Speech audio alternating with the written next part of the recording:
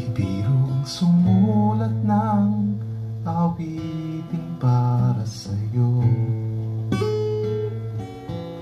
Para akong isang siraulong hilo at lito sa aking pamina ng piano, lado'y pilit nilaro.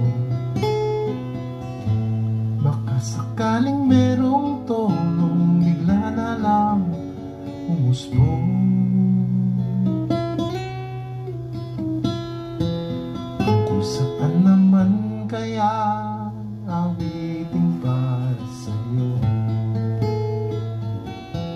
Di